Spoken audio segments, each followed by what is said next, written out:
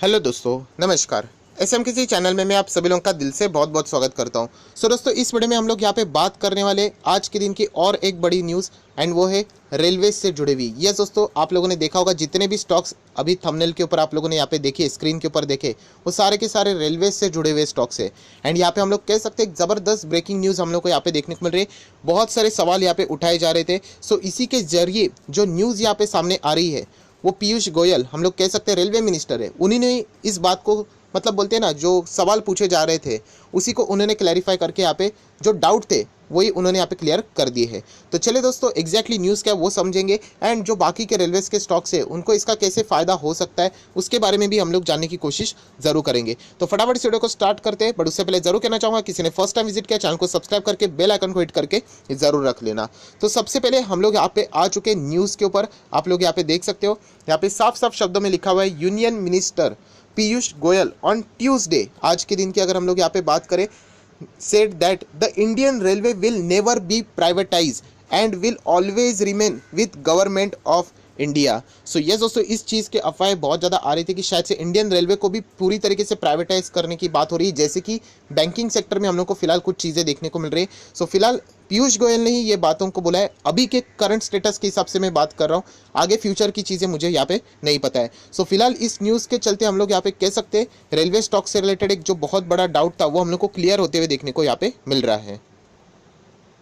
इसी से रिलेटेड और भी कुछ हम लोग को यहाँ पे बातें देखनी है। हम लोग यहाँ पे थोड़ा सा और आगे आते हैं, बट उससे पहले ज़रूर कहना चाहूँगा, यहाँ पे एक वीडियो मैं ऑलरेडी अपलोड कर चुका हूँ, आप लोग यहाँ पे देख सकते हो। इसका नोटिफिकेशन का इशू हुआ है इसीलिए आप तक नहीं पहुँचा है, तो लिंक नीचे डिस्क्रिप्शन बॉक्स में मिल जाएगी, जरूर इस वीडियो को आप लोग चाहो तो चेकआउट कर सकते हो। फर्स्ट टाइम विजिट किया है चैनल को जरूर सब्सक्राइब करना, बेल आइकन को हिट करके जरूर रख लेना। दोस्तों, वापस हम लोग आ चुके हैं इसी आर्टिकल के ऊपर। जैसे कि पहली शुरुआत की अगर मैं बात करूं तो पीयूष गोयल ने बोल दिया कि यहाँ पे कोई प्राइवेटाइज नहीं होगा, पूरा कंट्रोल गवर्नमेंट ऑफ इंडिया के पास ही रहने वाला है। बट उन्होंने कुछ चीज़ें बताई है प्राइवेट सेक्टर से रिलेटेड, जैसे कि उन्होंने कहा है, आप देख सकते हैं, replying to the discussion in Lok Sabha, the railway minister, however, the stress on the need to encourage the private investment for more efficient functioning। मतलब प्राइवेट प्लेयर्स आके पैसा लगा सकते हैं, इसमें कोई दिक्कत की बात नहीं है, वो सर्विस भी यहाँ पे प्रोवाइड कर सकते हैं वो चाहे तो। बट यहाँ पे जो ओनर रहेगा, जो बोलते हैं ना मालक रहेगा, वो सरकार ही यहाँ पे रहने वाली। एटलीस्ट अगर हम लोग बात करें तो इंडियन रेलवे से ये ज़बरदस्त हम लोग को न्यूज़ फिलहाल देखने को मिल रही है। तो आप लोग देख सकते हैं कुछ चीज़ें पीयूष गोयल जी ने ही बोली है। The country can progress towards high growth and create more employment opportunity only when the public and private sector work together. ठीक है, ये तो नॉर्मल सी बात हो गई।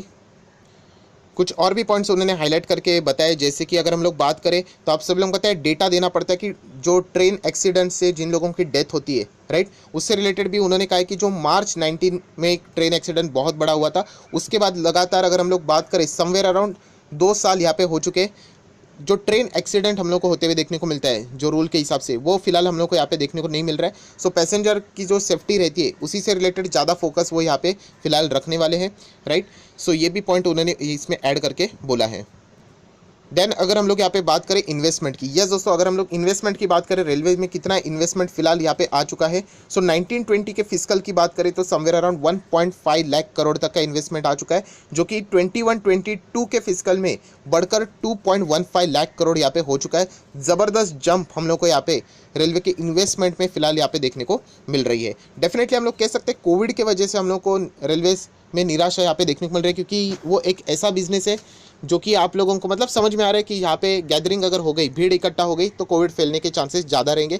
गाड़ियाँ कभी मतलब हम लोगों को शुरू होने से रिलेटेड न्यूज़ आ जाती है, बाद में कैंसिल हो जाती है, टिकट्स लिए जाते हैं, बाद में कैंसिल हुए जाते हैं, इसके बहुत खबरें हम लोग को देखने को मिली, जिसके चलते ऐसे स्टॉक्स में हम लोग को इम्पैक्ट होते हुए देखने को मिला है।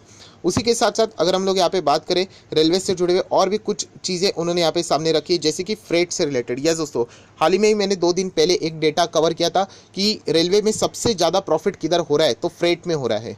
फ्रेट की अगर हम लोग यहाँ पे बात करें तो लास्ट ईयर का जो फ्रेट था उससे ज़्यादा हम लोग को इस मतलब कोविड के पीरियड में ज़्यादा फ्रेट कलेक्ट होते हुए यहाँ पे देखने को मिला है, जो कि एक ज़बरदस्त परफॉर्मेंस फिलहाल यहाँ पे देखने को मिल चुका है।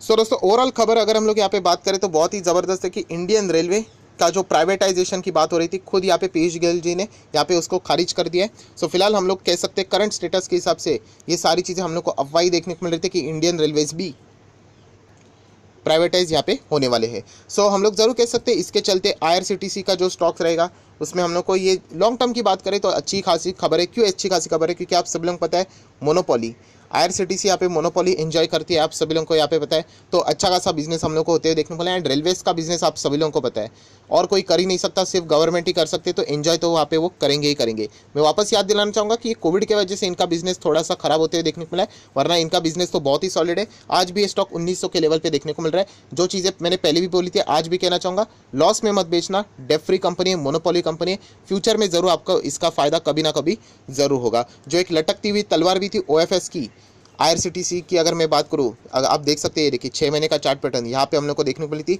वो भी अभी खत्म हो चुकी है। सो जिन लोगों के पास ये रहेगा स्टॉक वो जरूर चाहे तो लॉन्ग टर्म के लिए कंटिन्यू करना, शॉर्ट टर्म में कोई किसी चीज़ की गारंटी नहीं रहती है। सो IRCTC बढ़िया स्टॉक है। देन अगर मैं बात करूँ RVNL, सो दोस्तों RVNL भी रेलवे से जुड़ा हुआ है। बहुत सारे लोग कमेंट सेक्शन में पूछते रहते सर RVNL थोड़ी ना रेलवे का है। दोस्तों आप जाओ विकीपीडिया के ऊपर सर्च करो एंड वहाँ पे जाके अगर आप लोग देखोगे कि कौन सा बिजनेस करता है तो आपको समझ में आ जाएगा। सो ये भी स्टॉक रेलवे से जुड़ा हुआ है, बट इसमें एक हमेशा खतरा बना रहेगा एंड वो है OFS का खतरा। अभी ये पता नहीं OFS कब आएगा, इस साल आएगा या फिर नेक्स्ट साल आएगा, क्योंकि 3 साल का टाइम फ्रेम होता है। एंड अगर मैं कंपनी का पीरियड देख लूँ, सो 12 अप्रैल 19 से शुरुआत हुई थी, तो 20 के लिए फर्स्ट ईयर, 21 एंड 22, मतलब कह सकते 11 अप्रैल 22 तक यहाँ पे टाइम है। कंपनी कभी भी OFS लेके आ सकती है। सो जैसे मैंने कहा इसकी कोई गारंटी नहीं, OFS की न्यूज़ कल परसों भी आ सकती है या फिर 11 अप्रैल के भी पहले हम लोग को वो न्यूज़ यहाँ पे देखने को भी मिल सकती है। सो ये जो एक रिस्की स्टॉक रहेगा, जैसे मैंने आपको बताया था, रिस्की मतलब स्टॉक खराब नहीं है, कभी भी OFS आ सकता है, बाद में स्टॉक गिर सकता है, बस यही एक ऐसी बात है जो कि हम लोग ट्रैक नहीं कर सकते, वरना स्टॉक तो बढ़िया है। ऑलरेडी मैं आपको बता चुका 60% से ज़्यादा रिटर्न 2 साल में दे चुका है। देन अगर हम लोग यहाँ पे बात करें IRFC की, तो IRFC भी उसी टाइप का स्टॉक है। यहाँ पे बहुत सारे लोग एक ही गलत इसमें चल रहे कि उनको फटाफट शॉर्ट टर्म में पैसा मिलेगा। शॉर्ट टर्म में कोई पैसा नहीं मिलेगा, शायद से ये अगर आप पकड़ के ही चलो कि 1-1.5 साल ये यहीं पे रहेगा, 20 से लेके 30 के ही रेंज में चलेगा। RVNL भी ऐसे ही चला था, बाद में वो फ्यूचर में एक बार ज़बरदस्त तेज़ी पकड़ लेगा। ये भी एक मोनोपोली कंपनी है, फाइनेंस प्रोवाइड करती है, नाम में ही रेलवे लिखा हुआ है, आप लोग यहाँ पे देख सकते हो। सो वापस कहना चाहूँगा, अननेसेसरली अनरियलिस्टिक गोल सेट नहीं करने कि कब तक इसका टारगेट हायर लेवल पे जाएगा। दोस्तों ऐसा टाइम फ्रेम कभी फिक्स नहीं होता है कि ये टाइम तक यहाँ पे जाने वाला है, बट फ्यूचर में ये कंपनी अच्छा परफॉर्मेंस दे सकती है। एक 20-24 रुपये में आपको और कौन सा स्टॉक चाहिए, तो मैं ज़रूर कह सकता हूँ आप लोग IRFC के लिए यहाँ पे ज़रूर जा सकते हैं। देन अगर हम लोग नेक्स्ट स्टॉक की बात करें तो आर्कॉन इंटरनेशनल भी, इससे रिलेटेड भी बहुत सारे लोगों के सवाल आते हैं, सर ये भी क्या रेलवे का स्टॉक है? दोस्तों IRCON, आर्कॉन जो ये लिखा हुआ है ना, इसका फुल फॉर्म ही देख लोगे तो आप लोगों का डाउट वहीं पे क्लियर हो जाएगा।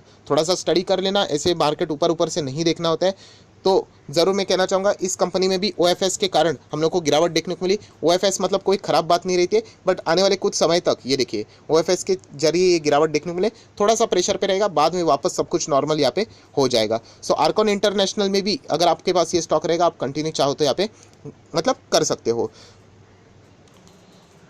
और दोस्तों अगर कोई आखिरी स्टॉक रहेगा रेलवे से जुड़ा हुआ, और एक तो जिसका नाम है रेल टेल, आप सभी लोगों को यहाँ पे पता है, बहुत ही ज़बरदस्त स्टॉक है। सिर्फ पब्लिक से रिलेटेड काम नहीं करता है, प्लस आपको प्राइवेट का भी इसका बिजनेस देखने को मिलेगा। आप मेरा IPO वाला वीडियो देख सकते हो जहाँ पे मैंने डिटेल में बताया था कि इनका रेवेन्यू पब्लिक से भी आता है एंड प्राइवेट से भी आता है। तो ये भी हम लोग कह सकते हैं कि अगर यहाँ पे कोई भी प्राइवेटाइजेशन नहीं होगा रेलवे का, सो इस स्टॉक के लिए भी बहुत ही अच्छी बातें हम लोग यहाँ पे कह सकते हैं। आप सभी लोगों को पता है इनका बिजनेस मॉडल जो है देखा जाए तो यूनिक नहीं है, बट रेलवे को जो चीज़ें प्रोवाइड की जाती है वाईफाई से रिलेटेड अगर हम लोग बात करें जो स्टेशन के ऊपर, वो सारी की सारी इसी कंपनी को कॉन्ट्रैक्ट यहाँ पे मिलती है। सो ज़रूर हम लोग कह सकते हैं इस कंपनी को भी लॉन्ग टर्म में ज़बरदस्त फायदा होगा।